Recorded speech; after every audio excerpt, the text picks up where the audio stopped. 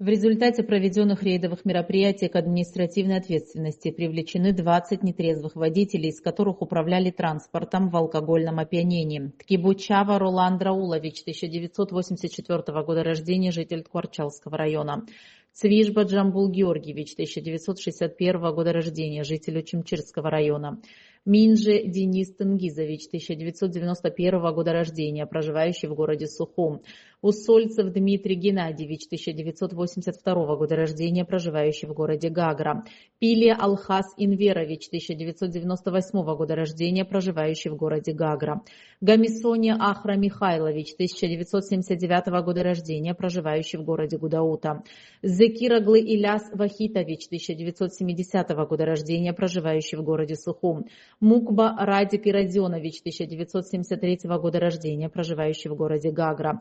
Терзян Арут Сергеевич, 1979 года рождения, житель Гагрского района.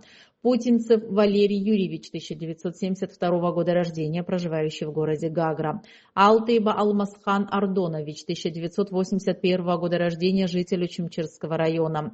Абыджба Сиркан Джилалович, 1980 года рождения, проживающий в городе Сухум.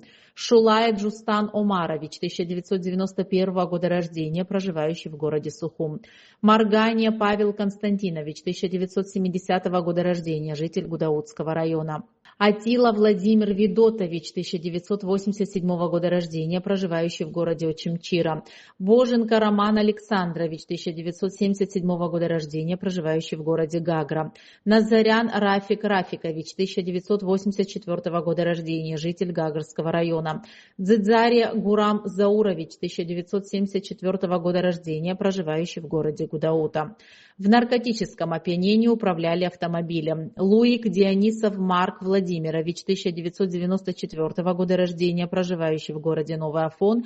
Сафаралиев Мухрат Кадлаевич, 1991 года рождения, житель Гулрыбского района.